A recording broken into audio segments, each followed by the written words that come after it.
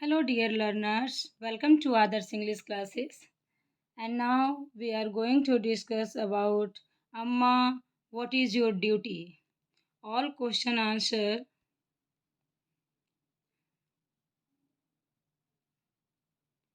Now come to the reference question because we have already discussed the question answer. Okay. Now it is the time to refresh to the context and read these lines from the story and answer the questions that follow. Okay, so let's start it. Can you forfeit your birthday party and save money and sponsor him? So question is who said these words and to whom? किसने कहा था ये कि आप अपना birthday party छोड़ दो और अपनी उस बर्थडे पार्टी के पैसे से आनंद को स्पॉन्सर कर दो. So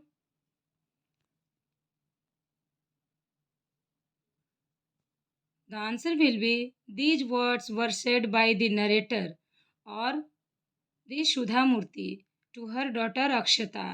ये सुधा मूर्ति जी ने कहा था अक्षता से. इट मीन्स कि ऑथर ने कहा था कि तुम क्यों नहीं अपना बर्थडे पार्टी के पैसे बचा कर के और आनंद को स्पॉन्सर कर दो, उनको सपोर्ट कर दो ताकि वो दिल्ली जाके पढ़ सके. Now next question is who required sponsorship and why. किन्हें ज़रूरत थी स्पॉन्सरशिप की और क्यों ज़रूरत थी, है ना. तो हम लोगों ने देखा है कि यहाँ पर किसे ज़रूरत थी, तो आनंद को ज़रूरत थी. ठीक है. Now answer will be Anand Sharma required sponsorship because he wanted to pursue further education. Anand Sharma को स्पॉन्सरशिप की नीड थी क्योंकि वो अपनी आगे की फर्दर एजुकेशन को परस्यू करना चाहता था, कंटिन्यू करना चाहता था, पर्टिकुलरली एट सेंट स्टेफन्स इन दिल्ली. और वो सेंट स्टेफन कॉलेज दिल्ली से करना चाहता था. But he lacked financial support due to his disadvantaged background. चूँकि वो बहुत ही पुअर फैमिली से बिलोंग करता था और स्कूल टीचर का बेटा था, तो उनके पास एक हैवी अमाउंट नहीं था जिसके कारण से वो उन्हें फाइनेंशियल सपोर्ट की नीड थी. Okay. Come to the next question. Question number C. Do you think the advice was feasible to help the person in need? Why or why not? Your question is saying that कि आपको क्या लगता है कि ये जो सलाह थी वो किसी ज़रूरतमंद व्यक्ति की हेल्प करने के लिए वो रेलिवेंट थी, उपयुक्त थी, काफ़ी था? अगर हाँ तो क्यों और नहीं तो क्यों? So the answer will be yes. The advice was feasible as it suggested sacrificing a birthday party to save money and use it to sponsor Anand Sharma's education.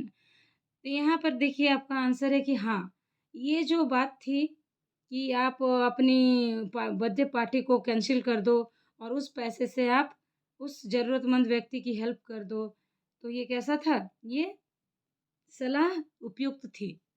Okay. And it demonstrates a practical way to allocate resources for a novel cause.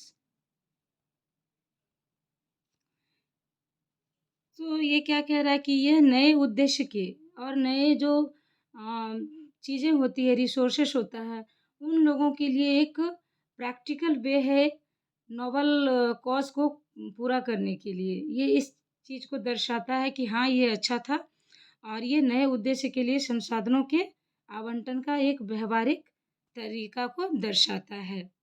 Now question number 4. Why was the narrator's daughter concerned about the sponsorship? तो narrator की daughter जो है वो इतनी ज़्यादा concern क्यों थी उस स्पॉन्सरशिप के लिए?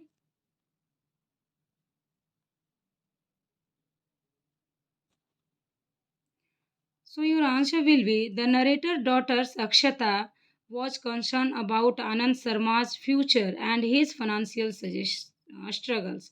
जैसा कि हमें पता है कि we all are knowing that कि अक्षता आनंद शर्मा के लिए बहुत ज़्यादा कंसर्न होती है। वो बहुत ही सेंसिटिव गर्ल है और वो चाहती है कि वो अंधा लड़का जो इतना अच्छा पढ़ने में है, वो अपने फ्यूचर को कुछ बढ़िया तरीके से सँवार सके, बना सके। इसीलिए वो इतनी परेशान है। She recognised the importance of education for his advancement and was worried about his ability to offer it. क्योंकि वो एजुकेशन के इम्पोर्टेंस से वाकिफ़ है, रूबरू है, उनको पता है कि what is the value of the education और इनका क्या एडवांसमेंट है, क्या फ़ायदे हैं, इन सब चीज़ों को वो जानती है। इसीलिए वो चाहती है कि इसकी एबिलिटी जो है वो निखर कर बाहर आए।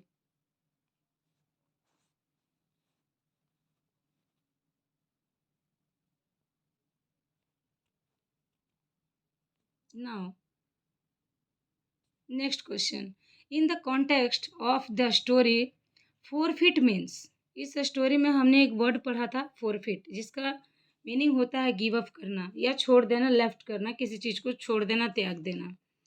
तो यहाँ पर ये आपके 3 ऑप्शंस में से थर्ड ऑप्शंस जो है वो इसका आंसर हो जाएगा। To be deprived of possessions और property as a penalty for wrong doing, ये इसका आंसर हो जाएगा।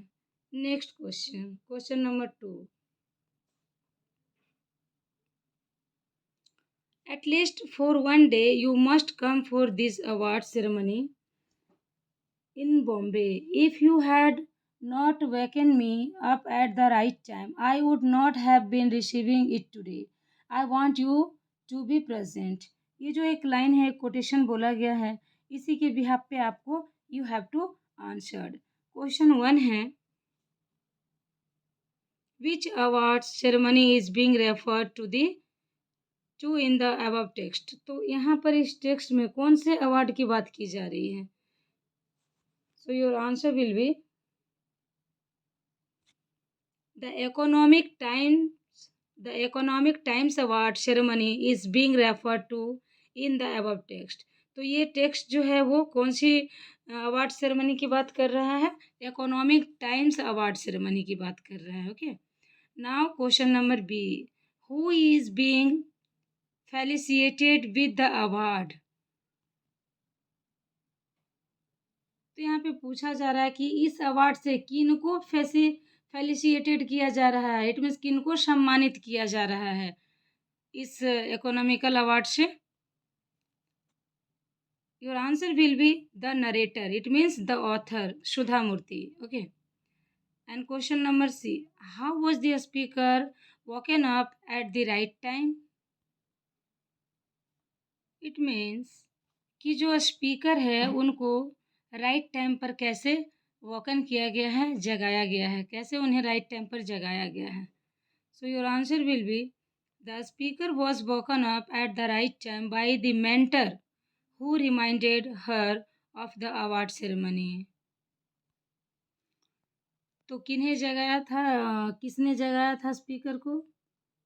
स्पीकर को सही समय पर उसके गुरु ने जगाया था और उसे उस सेरेमनी के लिए याद भी दिलवाया था। Okay, the speaker was woken up at the right time by the mentor, उनके गुरु के द्वारा उनको जगाया गया और उसी ने उनको रिमाइंडेड किया उनके अवार्ड सेरेमनी के बारे में। Next question, question D, choose the sentence in which present has been used in the same context as in the above lines.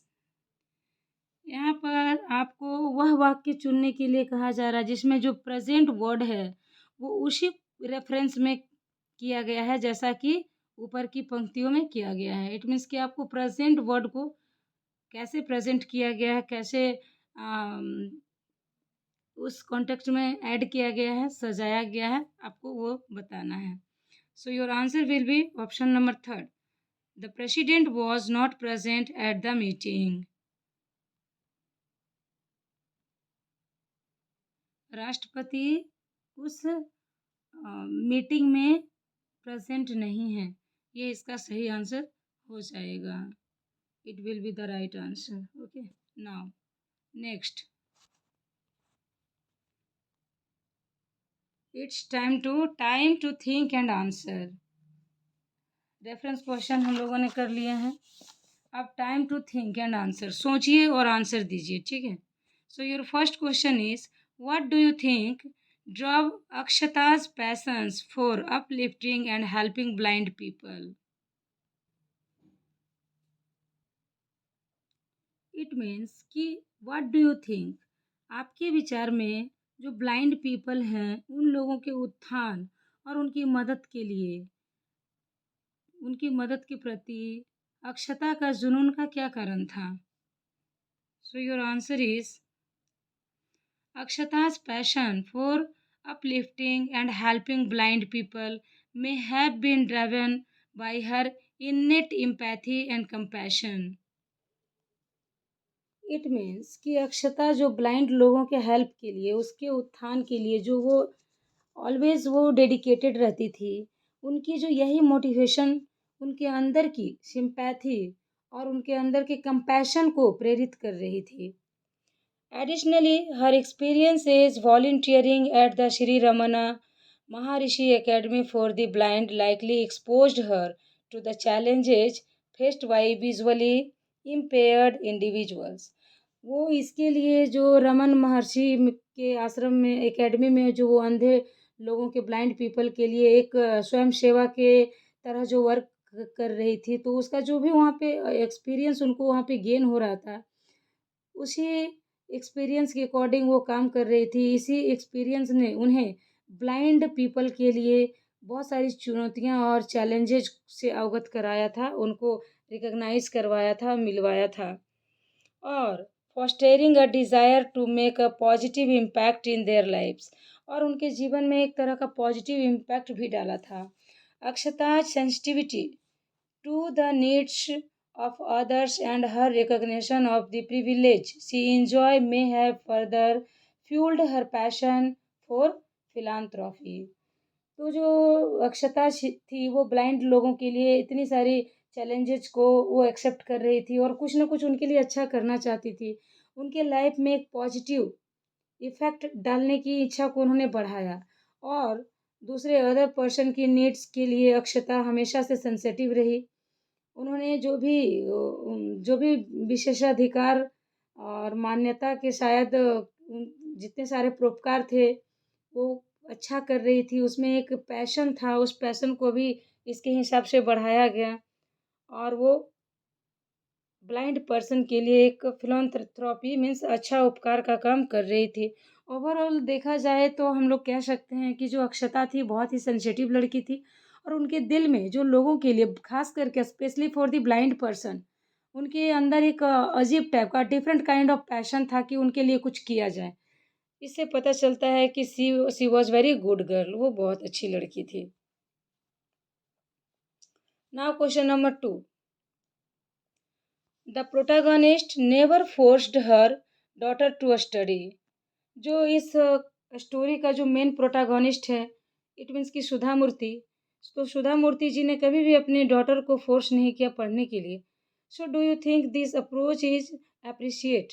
तो क्या ये तारीफ़ काबिल है, अच्छी बात है? How would you be mindful of your studies if your parents use to the same approach? अगर आपके पेरेंट्स भी आपको स्टडी के लिए नहीं कहेंगे, तो बताइए कि आपका क्या अप्रोच रहेगा? आप क्या उसी शिद्दत से पढ़ पाएंगे कि नहीं? अपने रिस्पॉन्सिबिलिटी को आप समझ पाएंगे कि नहीं? And now your answer will be the approach of not forcing Akshata to study appears appreciated as it allows her to develop intrinsic motivation and autonomy in her academic pursuits. उनको कोई भी पढ़ने के लिए नहीं बोलता है, लेकिन वो खुद में सेल्फ मोटिवेटेड है. उनको पता है कि what I have to do, उसको क्या करना है. By giving Akshata the freedom to make her own choices regarding her study, और उनके घर से जो उनको फ्रीडम मिली है कि भैया अपनी स्टडी को तुम अपनी एबिलिटी को पहचानिए और अपनी स्टडी को कैरी ऑन करिए, तो उनको ये फ्रीडम मिला हुआ है. The protagonist fosters a sense of responsibility and self discipline in her daughter. तो जो इस स्टोरी की जो प्रोटैगनिस्ट है, इट मीन्स कि सुधा मूर्ति जी जो हैं, वो कहती हैं कि मेरे बच्चे को, जैसे कि बच्चों को अपनी रिस्पॉन्सिबिलिटी पता है, वो एक सेल्फ डिसिप्लिन मैनर में अपना काम करेंगे. If my parents use to the same approach I would be mindful of my studies by recognizing the importance of education and taking ownership of my learning process. कह रही है कि मैं कहना चाहती हूँ कि अगर मेरे पेरेंट्स ने मुझ पर इस तरह से किया होता मेरी स्टडी के लिए, तो मैं अपनी स्टडी को रिकॉग्नाइज करती, उसके इम्पोर्टेंस ऑफ एजुकेशन को रिकॉग्नाइज करती और मैं खुद से अपने पढ़ाई के प्रोसेस को आगे बढ़ाती। I would strive to set personal goals, manage my time effectively, and seek support and guidance when needed to ensure academic success. और कहती है आगे कि मैं अपना पर्सनल गोल सेट करती और मैनेज माय लाइफ इफेक्टिवली, अपने लाइफ को बहुत ही अच्छे से मैनेज करती and seek support to guidance when needed to ensure academic success. और जब कभी भी एकेडमिक सक्सेस के लिए गाइड की ज़रूरत होती, नीड होती, तो मैं वो लेती। Next, third question, compare and contrast the characters of Akshata's and her mom. यहाँ पर आपको जो दो कॉलम दिए गए हैं आपके बुक में, वहाँ पर अक्षता और उनकी मॉम का कंपैरिजन करना है ना, सिमिलैरिटीज और डिफरेंशिएशन आपको निकालना है। Okay, so your answer is comparing the characters of Akshata and her mom. और कैसे कंपेयर किया जा रहा है, देखिए दोनों के, कंपैशनेट वर्सेस नॉलेज, बिकॉज उसकी जो मम्मी थी वो नॉलेजेबल पर्सन थी, और कंपैशनेट वो जो करुणामयी थी, करुणा, दिल में दया था, अक्षता के दिल में दया था और उनकी माँ को नॉलेज था। तो दोनों में सिमिलैरिटी क्या थी, both exhibit empathy and compassion towards other.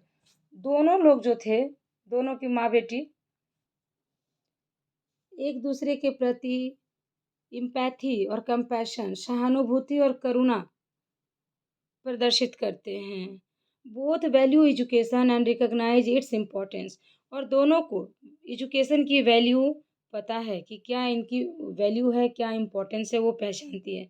तो ये दोनों की सिमिलैरिटी हो गई। Now we are going to discuss differences. Differences दोनों में क्या था, तो देखिए यहाँ पर कि अक्षता जो है, अक्षता is proactive and takes initiative to help those in needs, and whereas her mom initially appears more focused on her own responsibilities। उनकी मम्मी जो है,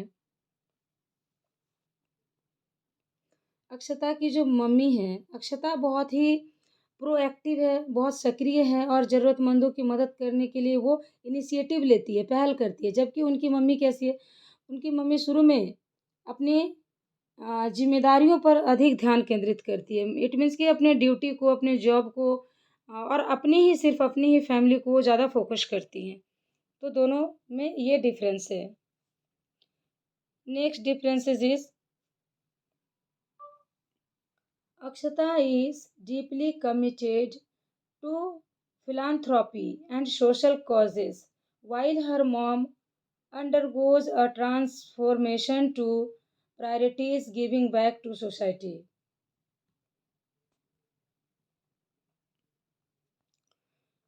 अक्षता इज डीपली कमिटेड, तो अक्षता जो है वो deeply committed to the philanthropy, वो परोपकार के लिए एकदम से डीपली डिवोटेड है, कमिटमेंट है। समझ लीजिए कि उन्होंने एकदम से डिसाइडेड है कि हमको यही करना है, सोशल कॉजेज जो भी हैं उसको करना है। लेकिन उनकी मॉम का क्या है, अंडरगोज ट्रांसफॉर्मेशन। उनकी माँ अपनी जो भी प्राथमिकताएं हैं उनमें वो अभी उस तरह से उतना प्रायोरिटी नहीं दे पा रही हैं। Next, Akshata demonstrates a willingness to challenge social norms and expectation। अक्षता जो है वो एकदम से डेमोन्स्ट्रेटेड है, किसके लिए विलिंगनेस है, बहुत ज़्यादा जागरूक है, इच्छुक है। सोशल जो एक सोशल का नॉर्म्स होता है, उसकी जो उम्मीदें होती है, वो सब चैलेंज के लिए अक्षता रेडी है। While her mom initially follows a more conventional path, लेकिन उसकी जो मम्मी है वो शुरुआती में अधिक कन्वेंशनल पाथ को अपनाती है, पारंपरिक मार्ग का अनुसरण करती हैं। Next, Akshata is portrayed as more sensitive and emotionally attuned। यहाँ पर जो अक्षता का कैरेक्टर है बहुत ही सेंसिटिव है, इमोशनल गर्ल की तरह उनको चित्रण किया गया, पोर्ट्रेट किया गया है। While her mom initially seems more pragmatic and focused on practical matters. लेकिन फर्स्ट में उनकी माँ जो है वो प्रैग्मैटिक व्यवहारिक तौर तरीकों पर ज़्यादा अपना माइंड फोकस करती है। Okay next, time to study language. I think कि ये वीडियो बहुत बड़ा हो जाएगा, इसको नेक्स्ट वीडियो में हम लोग डिस्कस करेंगे। Okay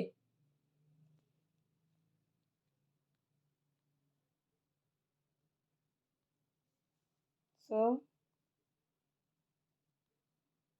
thanks for watching.